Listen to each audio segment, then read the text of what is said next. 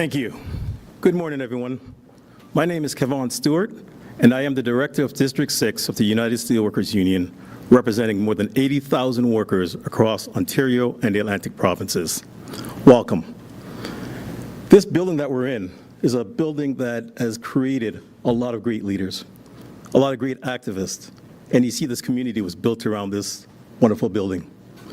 We have some great local leaders with me today. Members from Local 7135, National Steel Car.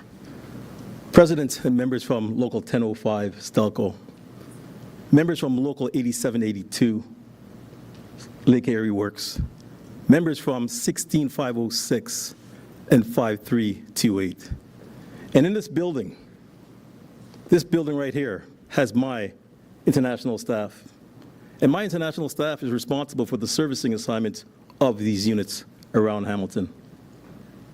They do bargaining day in, day out, they do arbitrations day in and day out, and they work with the locals to make sure that everything's good.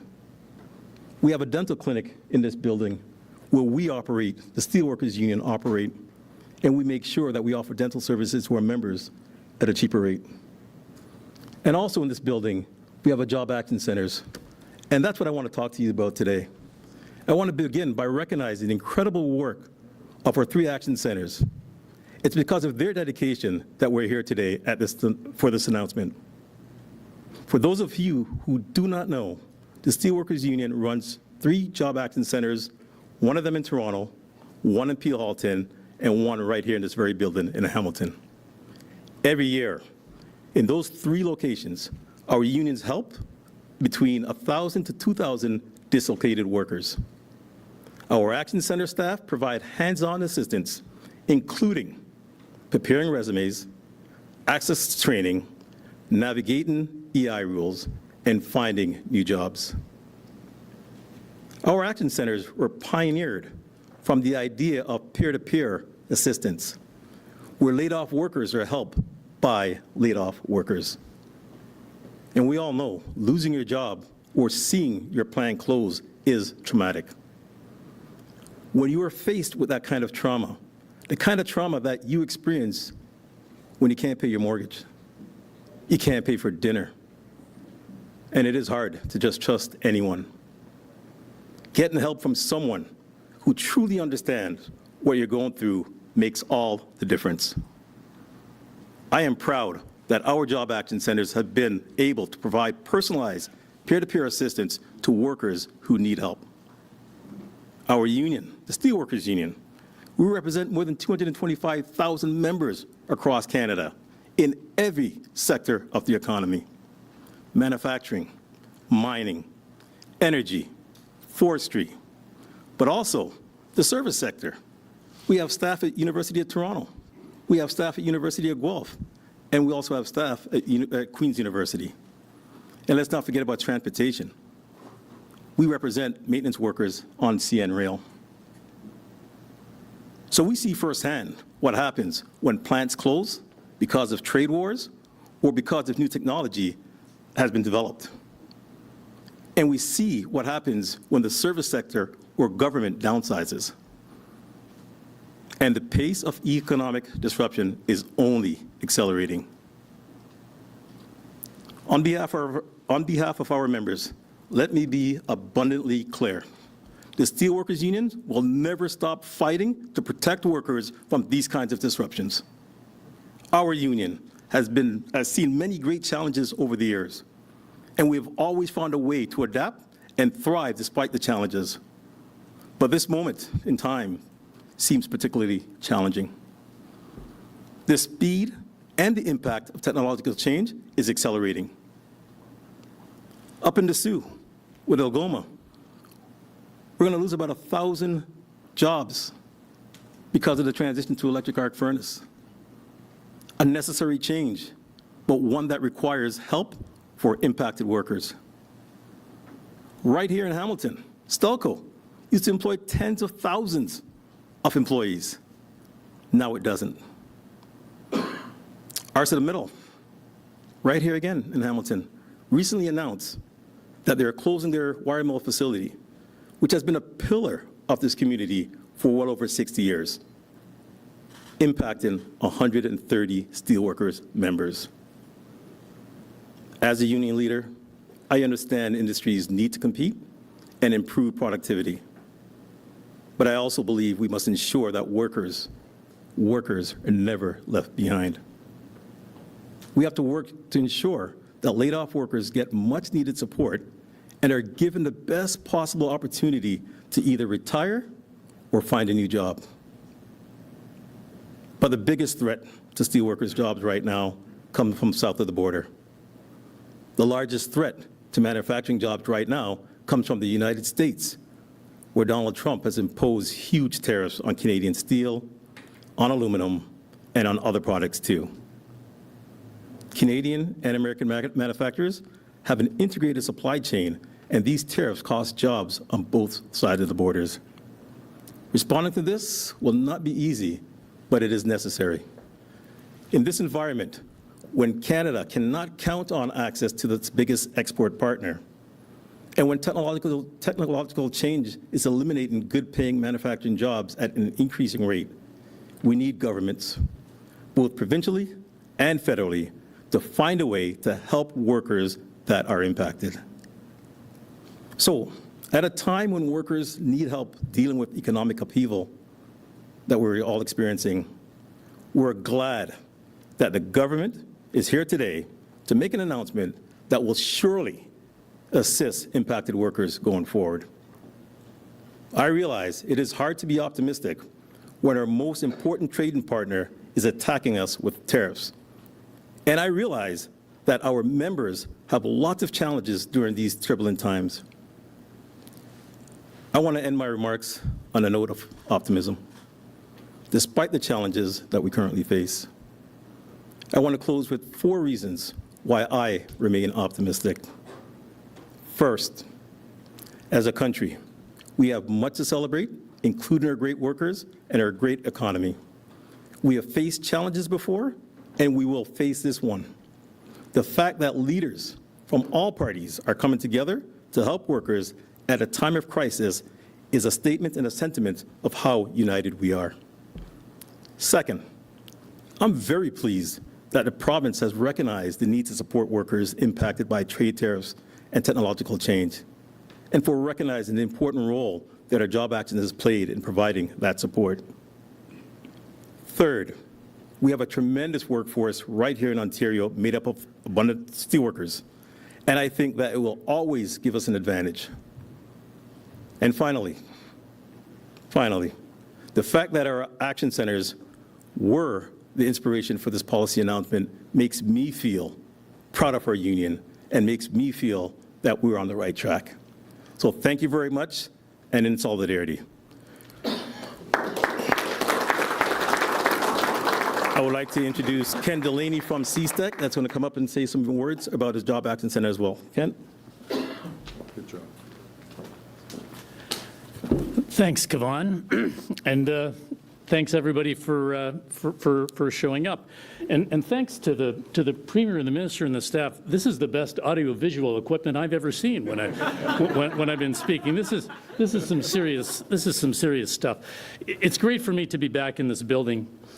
My personal history with the Steelworkers Union goes all the way back to when I moved up here from Detroit in 1985 and first started work with them. And there's a lot of great history that has, steelworker history that has occurred within these walls. And one of the bits of that history, and I guess what we're going to talk about today, is the action centers themselves.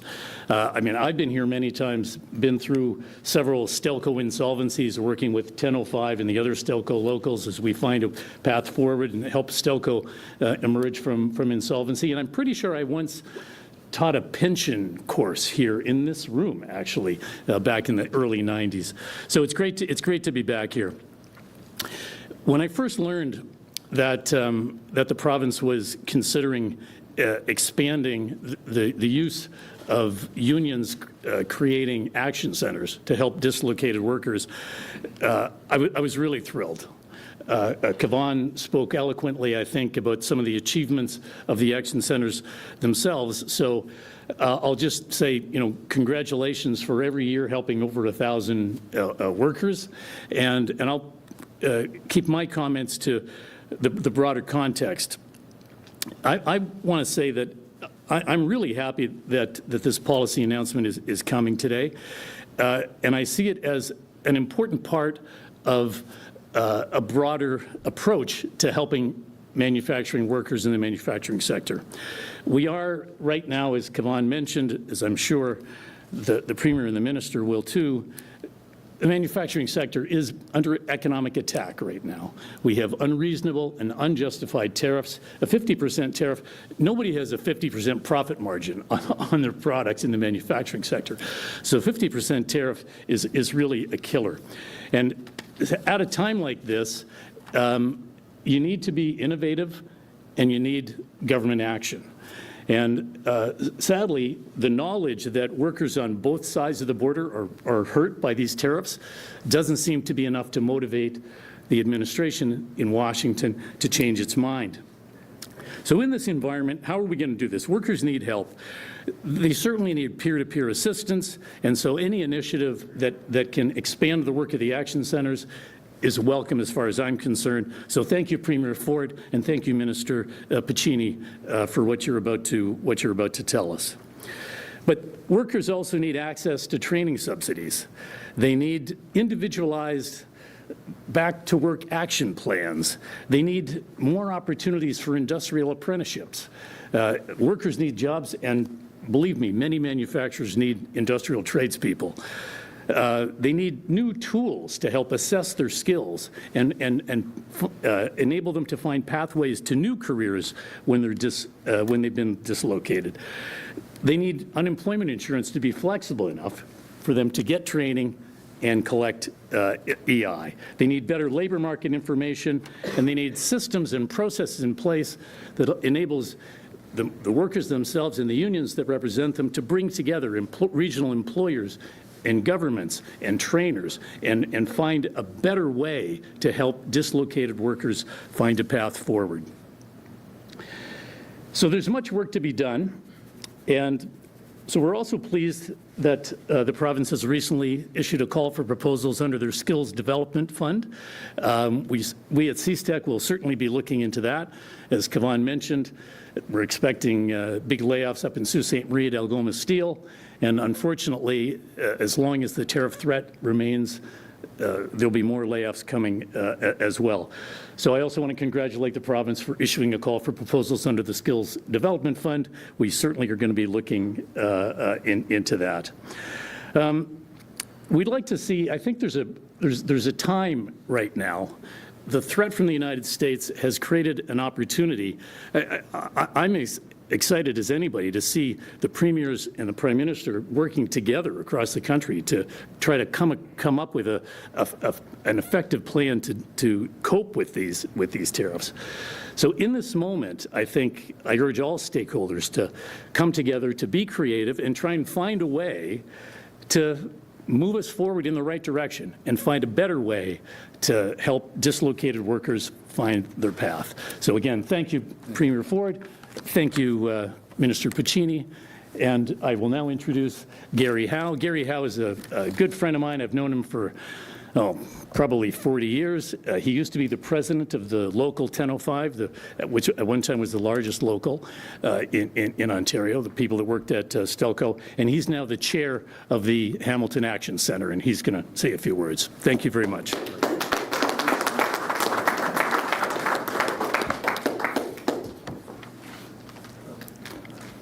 Good morning, Premier. Good morning, Minister, and all the guests. It's great to see everybody this morning. As Kent said, I have the blessing to be the chair of the Hamilton and Peel Halton Action Centre. And before that, I worked at Stelco for over 40 years, and I was an industrial mechanic by trade. The key, and one thing I just want to stress, and I'm going to keep my remarks short this morning, is that the reason we've been so successful is because of our approach with the peer helper approach, where workers are help workers. That's what we believe in, and we found has been successful. So all the staff in Hamilton, Peel, and in Toronto come out of manufacturing. and most have all experienced layoffs and plant closures. And as I said, we believe in the peer helper approach, and we really feel that our members trust us, and everyone that comes in trusts us, and we have the results that prove that. So since 2002, we have met or exceeded our targets year after year, servicing over 15,000 workers across 3 different action centers. We help our members do resumes, handle job interviews, and provide support to get a new job or a new career. So we're hoping that working with the province and our partnership with CHCH, we'll be able to do even more for our members. So we're looking to try to create opportunities to offer more training options for displaced workers to adjust to the different careers. And CHCH provides new tools to find where the jobs are with labor market information and give our members new skills to be able to get those jobs. So we're looking forward to trying to work with CHCH, because one of the things we were talking earlier too with the minister is about how important trades training is and apprenticeship opportunities for young workers and all workers. So just to close out, our motto with the steelworkers is steelworkers helping steelworkers, and now we're hoping we can do even more in this difficult time with the period of tariffs and economic uncertainty. So that's our goal. We're going to meet it. So thank you. Thanks everyone for coming today.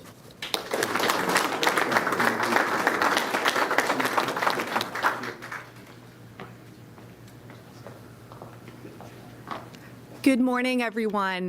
Monica Ciriello, MPP from Hamilton Mountain, and alongside Minister Lumsden from Hamilton East Stony Creek, we are honored to welcome our colleagues, both MPP Scott, Swaby, Minister Piccini, and Premier Ford, the workers and leaders from the United Steelworkers as well. It is only fitting that we deliver this announcement in Hamilton, as it is widely considered to be the industrial heart of this province. From the steel to the skilled trades, our workforce has powered Ontario's economy for generations. But with the impact of new U.S. tariffs, too many hardworking people in our community are currently facing uncertainty. And that's why today we gather together. It is a proactive response from our government that will provide security to our skilled workers, ensuring that families across Ontario can continue to thrive throughout our great province. Under the leadership of Premier Ford, our government will always stand with our skilled workers. It's their hard work that builds our cities, supports our families, and will continue to drive our economy. Thank you, and I would like to hand it over to Minister Piccini to say a few words. Thank you. Thank you. Good morning, everyone. Thank you, MPP Ciriello, for that very kind introduction. It's always wonderful to be here in Hamilton alongside 2 incredible colleagues from Hamilton, Minister Lumsden, MPP Ciriello, another fellow steelworking town, heart of Ontario's industry, PA Chris Scott, who's joined us here today, and he's been a champion in the Sioux. Of course, my parliamentary assistant, MPP Sharif Sabawi. He and I are laser focused on skills development and career pathways, meaningful pathways in the province of Ontario. And last but certainly not least, it's a pleasure to be here with Premier Ford, who's time and time again has stepped up to protect Ontario's workforce, who are at the heart of our economy. I want to thank the amazing people here, United Steelworkers. Kevon, thank you for your leadership. Kevon is always a phone call away. When things happen, we're speaking right away. He's challenged government. Good public policy, I would say, can happen from nice conversations, but sometimes the best public policy happens from challenging ones. And we've never shied away to have them. And Kevon, thank you for being such a strong leader. Ken, Gary, for your remarks and the important and seminal role you've played ensuring we're always here for steelworkers in Ontario. Thank you very much. Steelworkers Local 5328 for hosting us. Hamilton has always been at the heart of Ontario's steel industry, as you heard. And it's personal for me. My grandfather, when he immigrated here, He worked for the Steel Company of Canada, Stelco, at the Hilton Works plant. Steelworkers have a proud legacy of building this province, an economic engine of our economy from the Soo to Hamilton and in so many regions across our province. And today, the men and women in this room are carrying that legacy forward. And we need that now more than ever before, because we all know the challenges, very real challenges we are facing. President Trump has launched an economic storm that is having real impacts across the globe. And as their closest trading partner, we're not immune from that. But here in Hamilton, we know the strength of Team Ontario. Steel built this city. It's the hardworking steelworkers who are its backbone. And this is a government that will stand with them to protect Ontario workers and to continue to deliver on our plan that we took to the people. And as a part of that plan, we've already committed an additional $1 billion over the next 3 years through the Skills Development Fund that you heard about earlier, totaling our investment to over $2.5 billion. But what that fund is a recognition that training occurs everywhere. And from K to Grey, we finally have a premier that recognizes that continuing education matters, and that wherever we're doing it across Ontario, you have a government that's going to stand up and support you, linking that skills training to employers. We've announced our first phase of Protecting Ontario account, providing tariff-impacted businesses in the steel, aluminum, and auto sectors with over $1 billion in support, and we've delivered on enhancing and expanding the Ontario-made manufacturing investment tax credits, supporting businesses investing in Ontario with up to $1.3 billion. This is a moment that has united us more than ever before, where you see leaders from all stripes, all walks of life, working together, ready to nation build. To nation build, you need a workforce, and we've got the best workers right here in Ontario. These tariffs have directly impacted some of our most vital industries, from construction to manufacturing, and especially the men and women standing with us here today. This is an unprecedented time that requires strong, decisive actions and real solutions, and it demands a government that is ready with a plan for the best moments, but also a plan for the most challenging moments. That is the plan that Premier Ford took to the people. And today, just a few months later, Premier Ford's delivering, our government's delivering on that plan to protect Ontario workers, who know that during unprecedented times, their government, under the leadership of this Premier and this team, will be there. That's why today I'm proud to stand alongside my colleagues, alongside steelworkers, alongside so many men and women who are on the front lines of training a next generation, and our Premier to make an announcement that will make a real difference in the lives of workers across the province. These workers are our greatest strength. Their skills built the past, but these workers are our future. We took that plan to the people. We said we would have a plan to protect them, and we're delivering on that plan and that commitment. Promise made, promise kept. As you heard, unprecedented times call for a real plan. And I'm really proud that as Labour Minister, this Premier has stood up to support skills training for some of the most vulnerable, to break down barriers. And where we are today, we have more youth in apprenticeships than at any time in the last decade. We have more young men and women entering apprenticeships than at any time in the last decade. And we've launched our Skills Development Fund to recognize that from K to Grey, when you want better training for better jobs with bigger paychecks, we're going to be there as a government to support you. So with that, I'm proud to introduce Premier Doug Ford, who stood up to protect workers, who's delivering on a promise we made to the people. Well, today it's a promise kept. Premier Doug Ford. Thank you.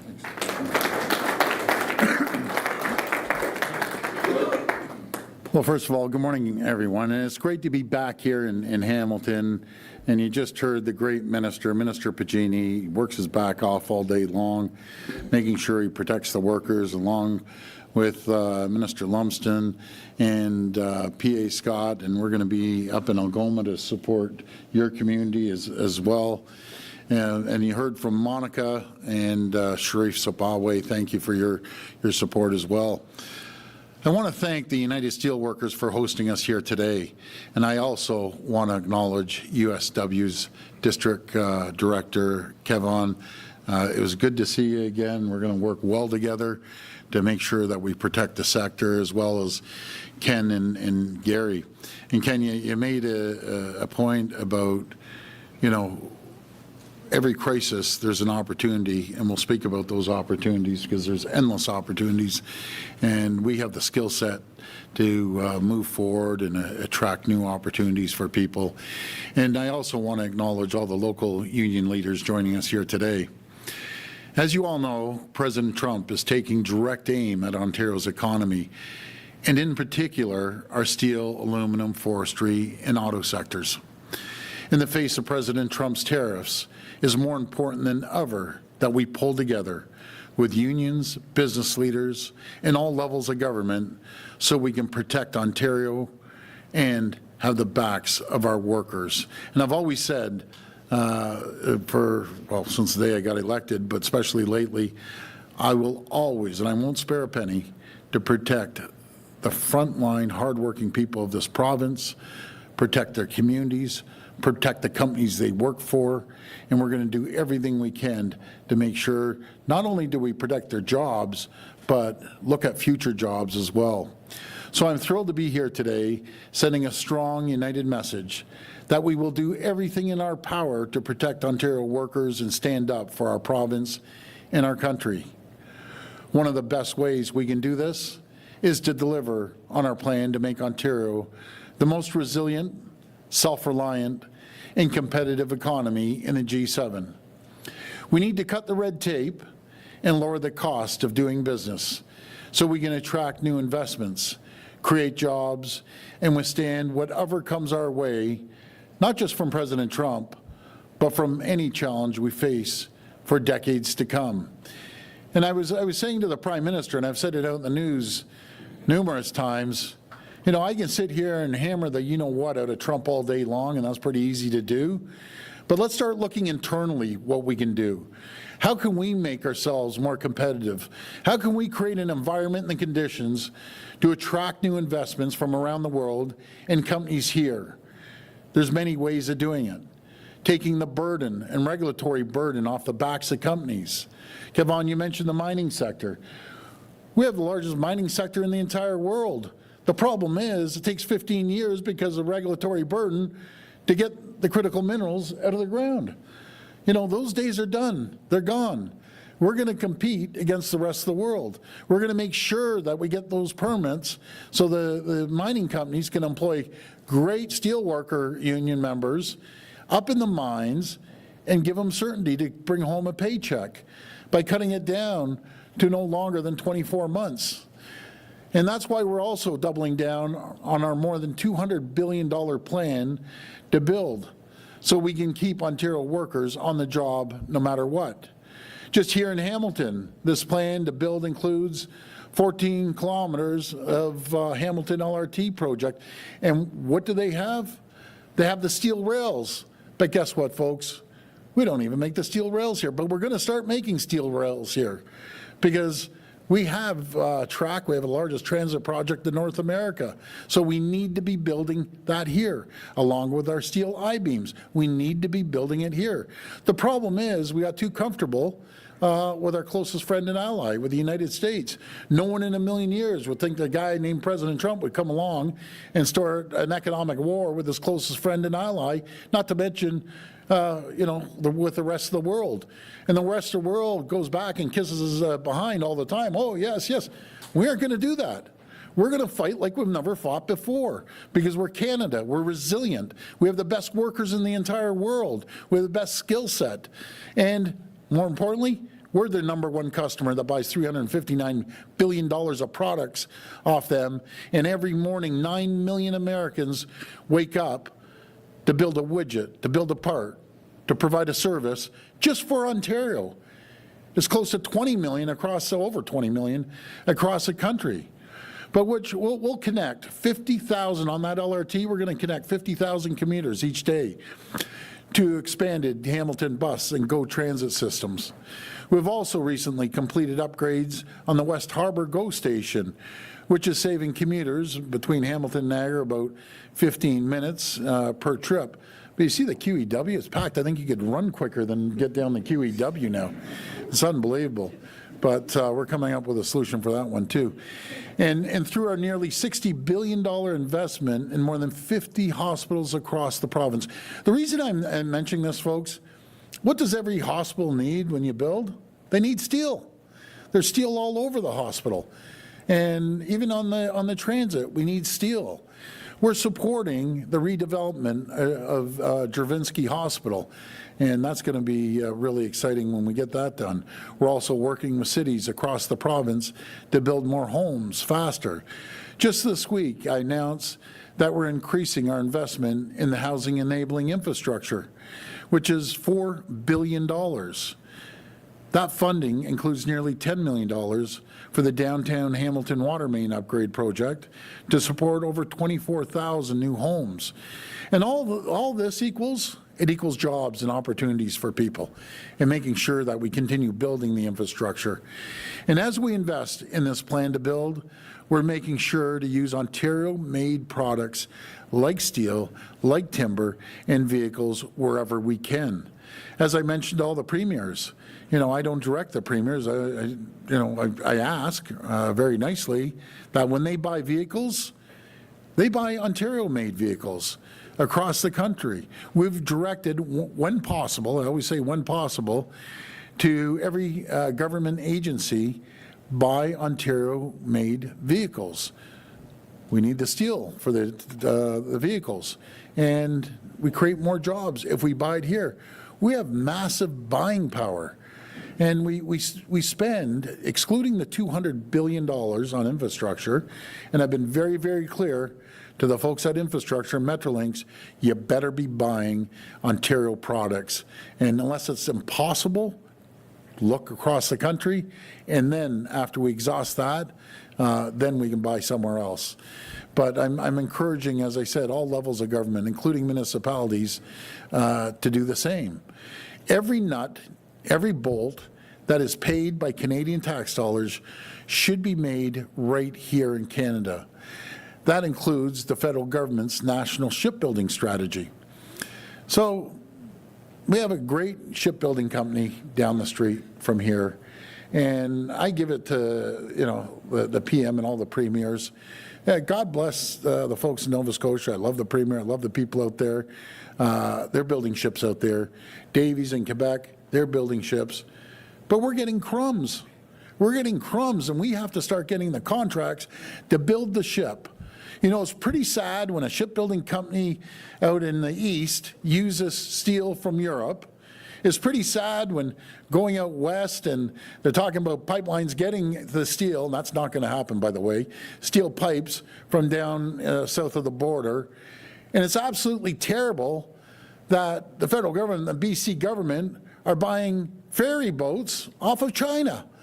Like, come on, let's wake up and start supporting Canadian companies. Well, I hear it's too expensive to get that steel from Ontario over to the West Coast. Well, we'll invest. We'll invest into the railroads and rail lines to put our steel on and get it out to the west of the country, because they want us to use their oil, they want us to use their goods, they want to ship us wine and everything else. Well, you better start supporting everyone across the country.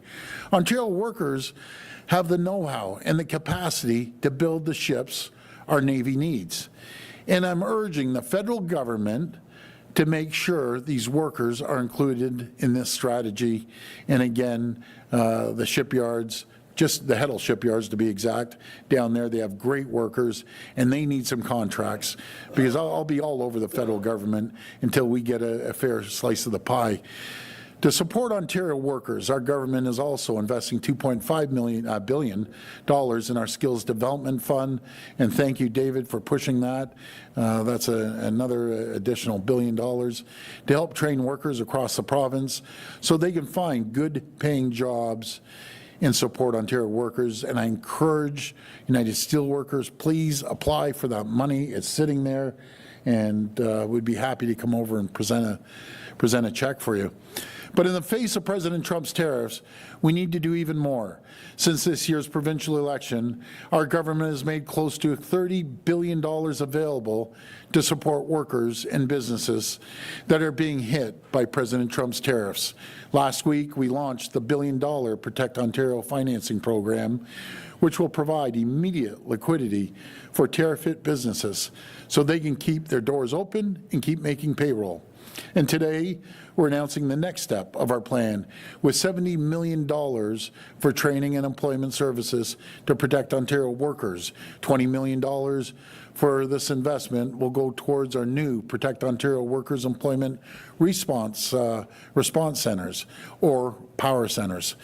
These centers will provide workers with immediate access to training and employment services, and we're doing this proactively so these centers are ready to go when workers need them. We're also putting another $50 million towards the Better Jobs Ontario program, which will provide funding for things like tuition, transportation, and childcare, so people can access training for in-demand jobs and get back to work as fast as possible. These investments will provide critical, direct, and immediate support for Ontario workers when they need it most. And it's just the latest step we're taking to protect Ontario. I want to thank all the great workers and the union members here today. I'll always have your backs, and I want to promise you our government will be there for you when you need the help. I want to thank you, and may God bless the people of Ontario. Thank you so much. We will now take questions from the media. Please come to the microphone and state your name and outlet. Just a reminder, it's one question and one follow-up. First question. Hi, Tessa Bennett, CHCH News. This question is for you, Premier Ford. So just yesterday, President Trump expanded his steel and aluminum tariffs to include over 400 more products. First, I'd like to know your reaction to that and how you plan to help steelworkers, specifically here in Hamilton, as these tariffs come into effect in the coming weeks. Well, first of all, this guy's not going to stop. You can either run away or, fall down and wave the white flag. We should never do that. We should hit him back twice as hard, and I've said this to the Prime Minister. If you roll over, this guy just keeps beating you and beating you and beating you. No, let's start hitting back. Start hitting back hard. Again, we do $359 billion of products we buy off the U.S.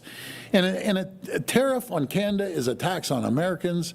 There isn't one American congressperson, not one American senator or a governor that agrees with his tactics. But guess what? They're terrified of him. I spoke to two Republicans yesterday. They totally disagree. And Rand Paul, thank you. He's the only one, maybe there are a few other senators, that actually stand up to the president.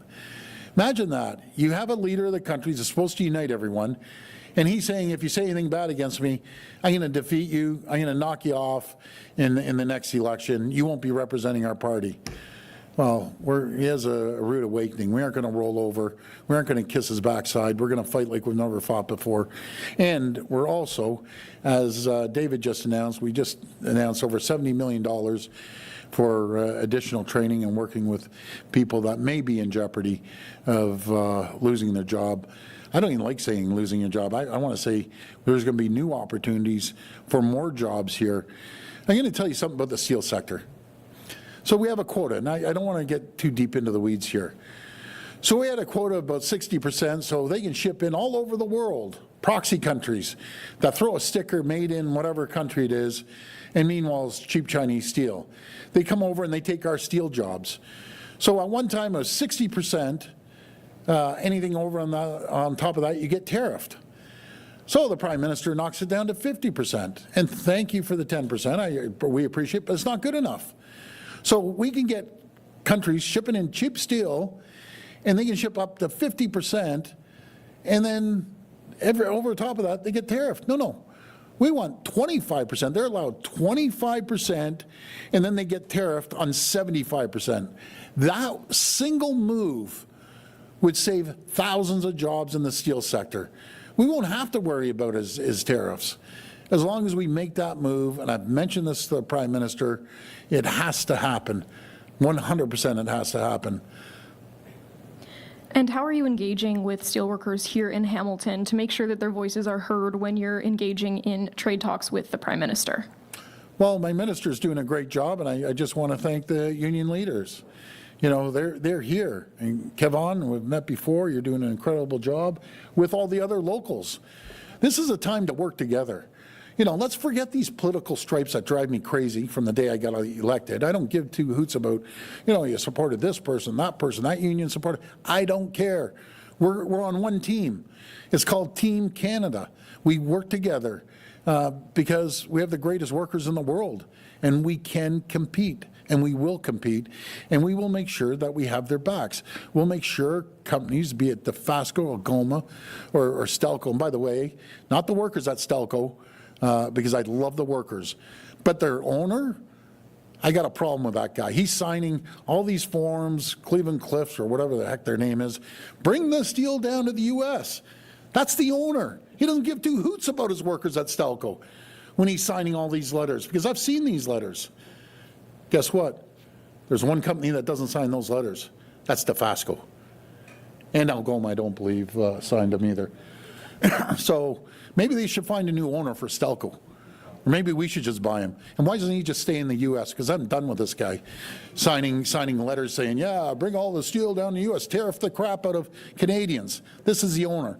So remember that, Stelco workers, when your owner comes prancing through your place. He doesn't support you. And I look forward to getting a phone call from him because he has my cell number. Thank you. I'm going to blast him. Sorry, guys. I get passionate about this because I want to protect our country and our province, and I love the frontline workers. And if I don't kick back, no one else is going to kick back at these guys. Hi, Premier. Barbara with QP Briefing. Hi, Barbara. So the CFIB is saying that if nothing changes in regard to the U.S. tariffs, we will see more business closing, 1 in 5 actually, and specifically small business as well. And the retaliatory tariffs are hurting them too. So do we have a plan yet specifically to support them? I know you announced funding for industries that were directly affected by the tariffs, but what about small businesses? Great question. Well, first of all, what I believe, there's a few things that we can, and there's many things, but let's just talk about a few things. First of all, let's start putting money back into people's pockets by reducing their tax burden. Let's start attracting companies and creating the environment to be the most competitive place in the world to invest in, like our direct foreign investment. We had over 409 companies come in, foreign countries, invest $39.875 billion and employs 25,000 people. Because when these international companies are looking, they're looking at the most competitive place.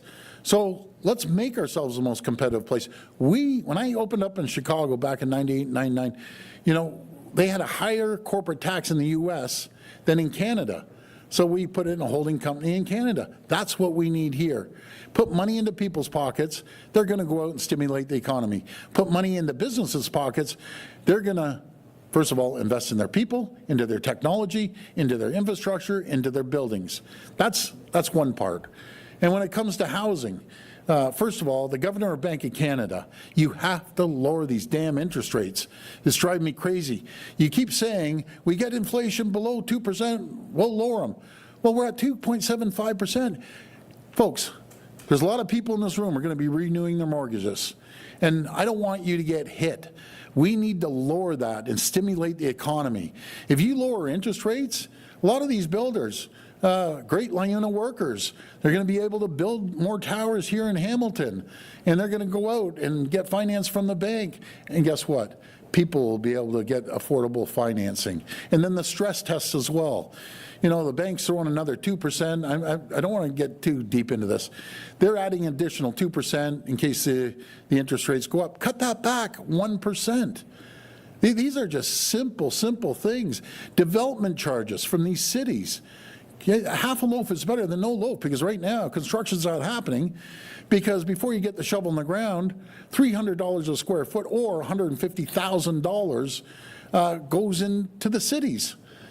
Get rid of those things.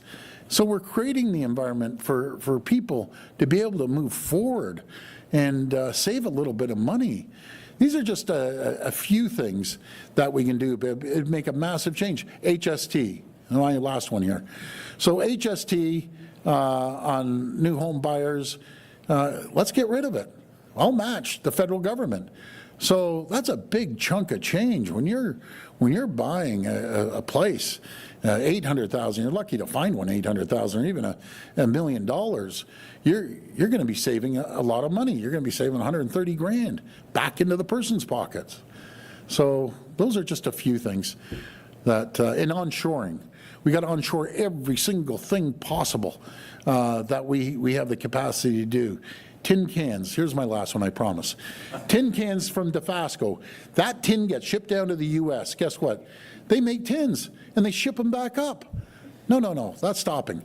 Dofasco keeps selling your tin down there, but save a whole bunch for us, because we're going to bring a tin manufacturer to produce approximately 1.3 billion tins that we use here in Ontario. They'll be manufactured here, and hopefully with the United Steelworkers Union members on that production line producing tin cans along with aluminum cans.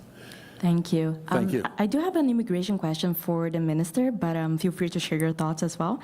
I wanted to know if the reduction in PNP spots has forced the province to delay or revise any development plans yet. Also, there is recent IRCC data showing that there are very few occupation-based draws this year, and the only category that has actually increased in draws is for French speakers outside Quebec.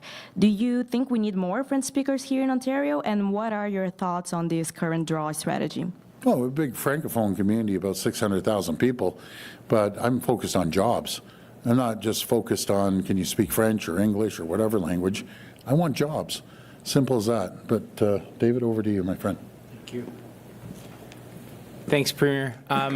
Yes, I mean, we have joined other premiers and other provinces in calling for more autonomy. We're a very big country, and our both geography and regional economic needs vary, which is why the PNP, or for those who don't know, provincial nominee program, helps us zero in on specific draws for specific areas. In Ontario, we've been very focused recently with draws in healthcare. For Francophones, we've seen targeted draws and are always looking for Francophones to support, for example, in our teaching sector. Early childhood educators as well are some recent draws that we've done here in Ontario. But I will say we've called on the federal government to really look at things like healthcare, education, and housing capacity. Behind you stands a variety of different remarkable organizations who are on the front lines trying to support temporary residents. And we have too many temporary residents coming into Canada for our ability to both support and integrate. And it's left to them. And the stories I hear are heartbreaking. And you have to just be empathetic for just basic humanity. And we are addressing through our PNP draws exclusively for temporary residents who are here within country to fill in demand fields like healthcare, like early childhood education, like teachers in the Francophone community. So that's where our focus is, but I'll just close in reiterating the need for more autonomy and increased allocation for Ontario to meet our unique economic needs. Thank you. Minister, just very quickly, can I just ask if the cuts in the PNP had any impacts yet on any development projects, infrastructure?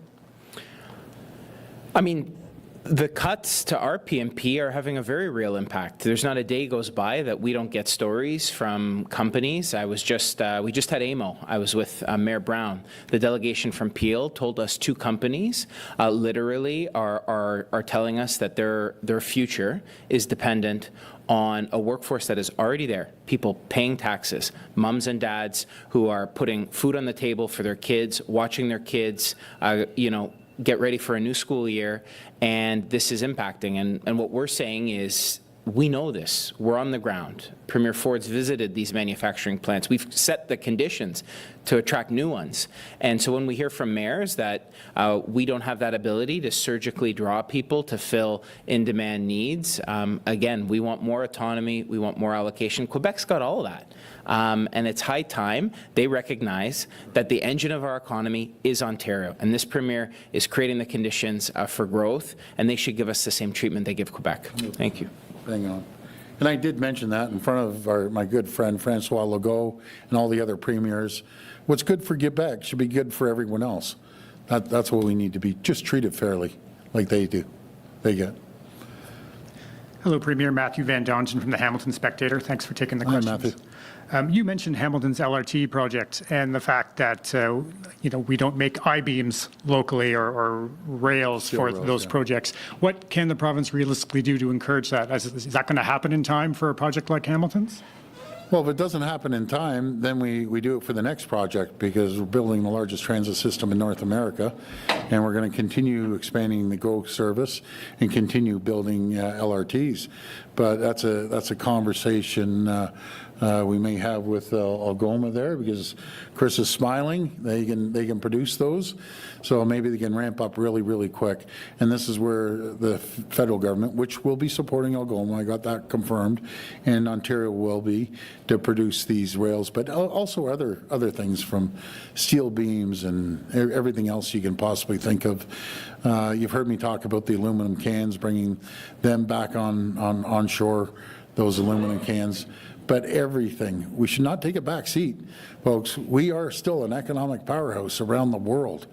As I always say, we buy more products than Japan, China, Korea, UK, and France combined off the U.S.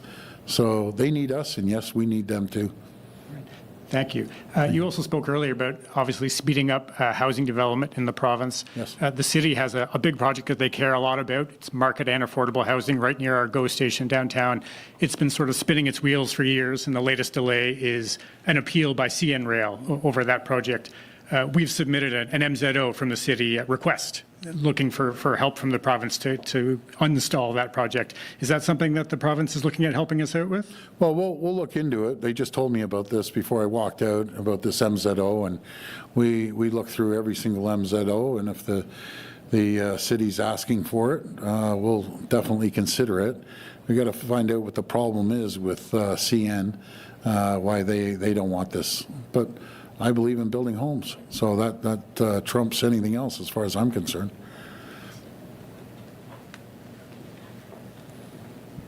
Hi, my name is Aura. I'm with CBC Hamilton. Premier Ford, what is your response to the news that a 16-year-old boy has been released on bail after murder and attempted murder charges were stayed due to a lack of sufficient evidence in connection to a mass shooting outside of Toronto High School where 2 people died in June 2024? We should change the Young Offenders Act. I'll tell you one thing. When I was 16, and every person in this room, when they're 16, they're smart enough to know if you grab a gun and start shooting people, shooting the neighborhood up, or shooting people, and you kill them, you should be in jail. That's one thing I got a pet peeve about. The criminal code is controlled by the federal government. And we have to start holding people accountable. Because these people are, these young kids are running around, and they're kids, 16 to 18 years old, breaking into homes. You heard about that one family, 8 people showed up to their home, eight guys, and they pistol whipped the father. The mother had the 1-year-old begging that they don't touch them, ripping the rings off. This is just out of control now here. People have to be held accountable. And then, once I'm on a roll now, did everyone hear about the story in Lindsay? So this criminal that's wanted by the police breaks into this guy's house. This guy gives him a beating, and this guy gets charged. And the other guy gets charged. But something is broken. I know if someone breaks into my house or someone else's, you're going to fight for your life. This guy has a weapon. You're going to use any force you possibly can to protect your family. I'm telling you, I know everyone would. I'd be scared to break into Kevon's house. Look at this, he's like a linebacker. He'd beat the living crap out of the guy, as he should. Because enough's enough here. The violence and breaking into people's homes, putting guns to their heads, and guess what? Some bleeding heart judge, little Johnny, he didn't have a good upbringing, so we're going to let him out on bail 5 more times because he's on his 5th, being let out on bail 5 times, just to go do the same thing the next day. I'll tell you one thing, I get more calls than anyone in the country. People are done with this. They're absolutely done. They're finished. You should be able to protect your family when someone's going in there to harm your family and your kids. you should use all resources you possibly can to protect your family. And maybe these criminals will think twice about breaking into someone's home. Thank you. And You're welcome. CBC requested for the Ministry of Environment, Conservation and Parks emissions report from top polluters in Hamilton, which the ministry has but has not released publicly after months of our requests. Why would the province be withholding from the public what's in the air they are breathing? Good question. I'll have to ask the Minister of Environment that. There's no reason to hold it. Our emissions are the lowest, one of the lowest in the entire world, just to let you know. Through our leadership in nuclear around the world, we're leading the G7 in the small modular reactors. That is clean, green, reliable energy. That's the route to go. And the electric arc furnaces. And it really, actually, it's the right thing to do, but it bothers me that those folks are losing jobs in Algoma. We have to find them another product that they can produce. It's the right, like Kevon said, it's the right thing to do, but we got to find these people jobs. So it's good for the economy, the environment, but our focus is to find another line and support and fund Algoma or any other company that can produce products that will save those jobs. That's my number one priority, is to protect jobs and people. Hello, Premier Ford. I'm Karen Nickerson. I'm with Village Media Flamborough today.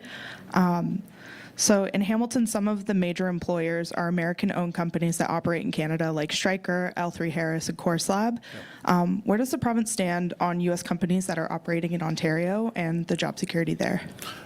Hire more people. I was just at L3, and they have over 1,000 people up there, and Stryker too. Keep expanding, and even the technology that L3 has. I want every single person, every helicopter that we're purchasing to have one of the L3 cameras on there. We need to support them because they employ a lot of people here. Those companies that you just mentioned, and they're going to continue to grow. Okay. And then reliable internet is an important part of finding job security for rural people. What is the future of expanding rural internet connection now that the deal with Starlink has been canceled? Well, we're investing over $4 billion to connect every single person with high-speed internet. And we canceled that satellite, but we have Rogers and Bell also working on satellite as well. So we'll work with them, and that's a very, very small percentage. But we are connecting millions of people on broadband internet, cell service, right across the province, and investing again well over $4 billion. Premier Mark McAllister from City News. You've spent a great deal of time over the last year working with other premiers, working with the new Prime Minister. Today, however, you made mention of ships as an example being built elsewhere. Some of the product to build those ships being produced elsewhere, including Nova Scotia and BC.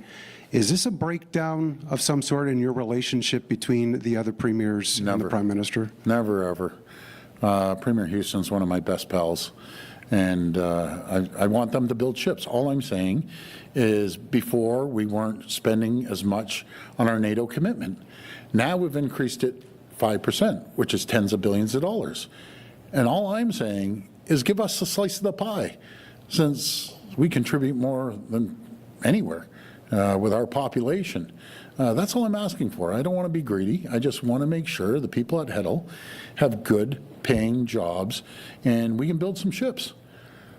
I'd love to see an aircraft carrier. Everyone benefits from that right across the board. But in saying that, the ships that we do build, they should be built here. Icebreakers should not be going over to Sweden or wherever they're being built. We should have a made in Ontario, made in Canada policy. But no, not at all. We get along very well, all of us actually. On your trip to Hamilton today, you made reference to the traffic you saw going in the other direction, something you've brought up many times before. With the announcement last week that public sector workers are going back full-time, 5 days a week, is there more concern, increased traffic in and around the GTHA? Yeah, it's costing us just traffic, and the GTHA is costing us $56 billion a year. Those are staggering numbers, and that's one of the reasons we're going to be building that tunnel. And we have to come up with solutions too. Going down the QEW, because it's jam-packed. As this region is growing rapidly, we have to come up with solutions. One person's going to put a hovercraft there. I don't know how many cars a hovercraft can carry, but just different ideas that we need from local governments here, and I'm open to everything. But most important, if you don't have to use your car, don't hop on the GO train service that we're expanding. That's the best route to go. But what do you expect when you bring in over 2 million people? And I'm all pro-immigration, but in saying that, we got to slow down now, because the foundation of our healthcare system, our education, our infrastructure, everything we do is one thing. That's our economy. And we just need to make sure that we can keep up. We're building the schools, building the hospitals, we're building infrastructure, but we're the fastest growing region in North America. So let's just get caught up, get our housing, and then we can bring more people in. Hi, Premier. Jessica from the Trillium. Project Ontario, the group of advocates who are trying to steer the PC government back towards a more conservative direction, is holding a policy convention next month. They tell us you've regularly accused municipalities of slowing down new housing construction, but failed to use the power you have to actually lower development charges, a driver of housing costs. So one organizer says he thinks you're afraid to take on the fight with municipalities to lower development charges. Is that true? Who's this group? Project Ontario. They'd like you to be more conservative. So, whoa, some right-wing radical group that wants to go after me? Probably. But anyways, I don't even know who these guys are, to be honest with you. So in saying that, we have supported the municipalities like no other government before. The infrastructure enabling fund, which is billions of dollars that are going to help put the pipes in the ground and every area of infrastructure that is needed. I tried to, say, guys, lower the development charges. When you put a gun to someone's head, it doesn't work. They jump up and down and everything. But I got to give a shout out to a couple mayors, the mayor of Vaughan, Mayor Del Duca, and the mayor of Mississauga as well. They're voluntarily reducing development charges because they're smart. You get half a loaf instead of no loaf at all. Some people don't want to touch the development charges, and they wonder why there's no homes. It's amazing how some cities, and they're all good people, they mean, well, I need me more homes, but I'm not doing anything to create that environment and cut development charges. Well, what is it? One or the other. Create the environment and companies will come. Mayor Parrish in Mississauga, I forget the number, was staggering. How many thousands? 50%. 50% it went up? Thank you. My great Mississauga MPP, 50% housing permits. So that's 50% more. That's huge. So thank you, Mayor Parrish. Everyone else should follow suit. All right, thanks. On another topic, I'm wondering if you could weigh on this, and perhaps Kevon too, because it was inspired by something you said.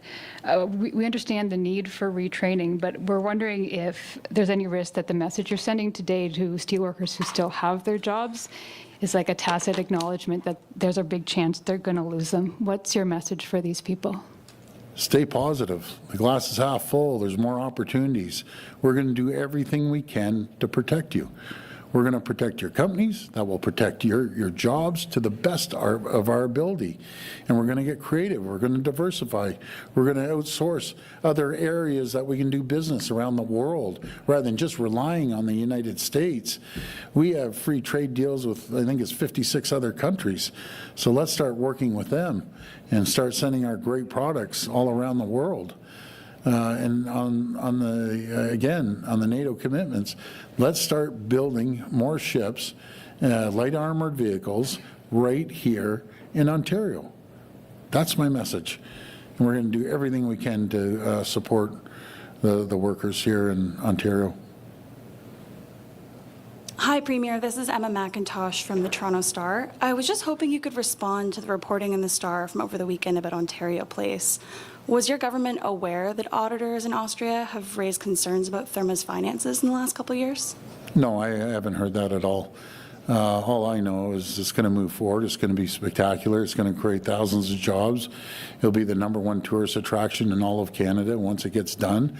They'll see 6 million people come through there outside of a dump that it was sat there for 10 to 15 years doing absolutely nothing. We're going to build a world-class facility. Matter of fact, I had a gentleman come back from, I think it was Romania. And he says, I've never seen anything like it, the ceremony. And then we're going to build a new outdoor amphitheater there with Live Nation, and we're going to build a world-class science center. So all the naysayers, the same naysayers, I promise you, are going to be in line to go to the Ontario Science Center. One more point. We knocked on 2 million doors across Ontario, and I asked our team, did anyone mention Ontario Place? Not one person mentioned Ontario Place. You know, why don't we be positive? It's the only place I tell our governors, I'm spending $600 million on a new science center and giving it over, and we have a very small group complaining that they're going to get a brand new science center with more exhibit space, state of the art, and they look at me like, I'll take the new science center. So it would never happen in our state or our province even. I mentioned that to all the premiers too. So I'll deal with the few people that are always going to shout and scream if you do anything. Thanks, Premier. Just one more on that. Yeah. When your government first announced Therma as a partner for Ontario Place, you said that delivery certainty was one of the factors that the government considered. Yep.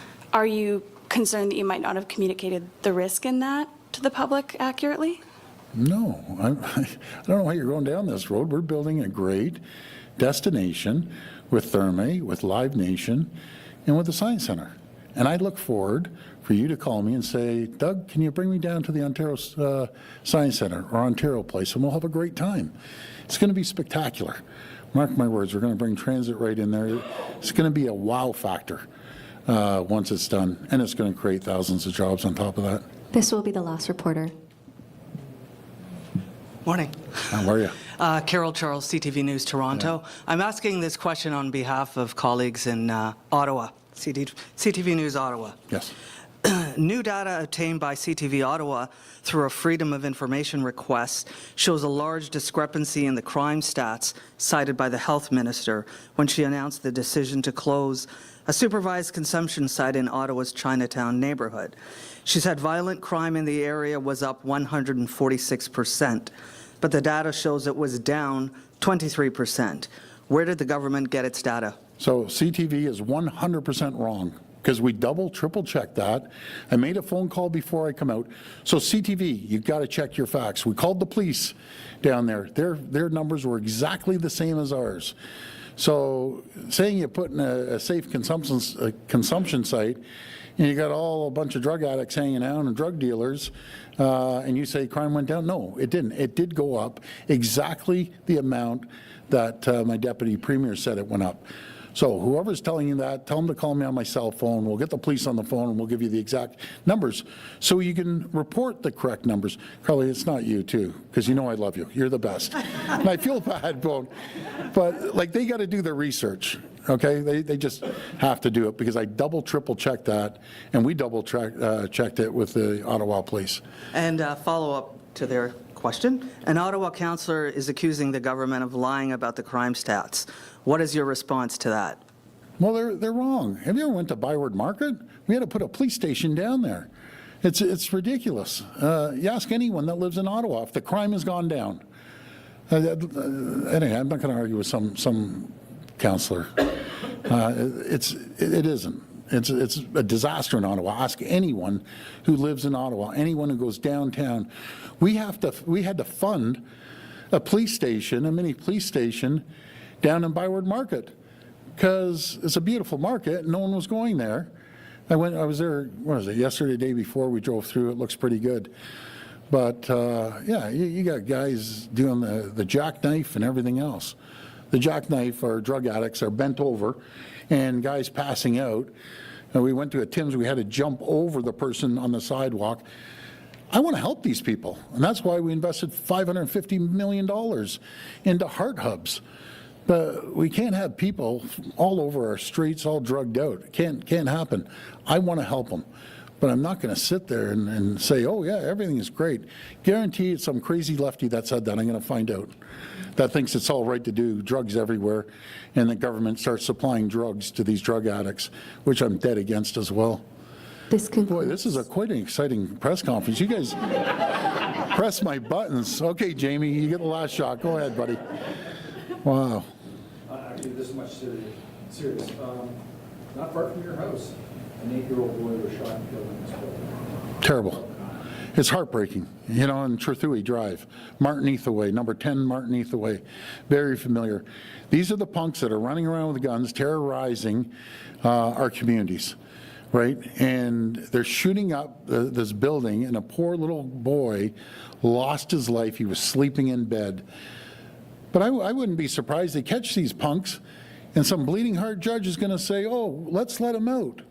This has to change, I'm telling you. We're hearing it over and over again every single day. We have to get the criminal code changed. The Prime Minister promised myself and the premiers he will change bail reform in September when he comes back. And not some watered down bail reform, hardcore bail reform. You have a gun, you commit a crime, you're doing 10 years. Simple. Watch how crime starts declining when you hold people accountable. But we got to get it together, folks, on with the criminal code, because we're seeing more crime than U.S. cities are seeing now. We're seeing more car thefts than U.S. cities, more home invasions than U.S. cities. You steal a car in the U.S., you break down a door, a gun, you're doing 15 years. That's what we should be doing here, and you'll see the crime go down. But I'll be all over this one. It's a heartbreaking story. Poor boy and the family. This concludes today's press Okay, conference. thanks, folks. I appreciate everyone. Thank you.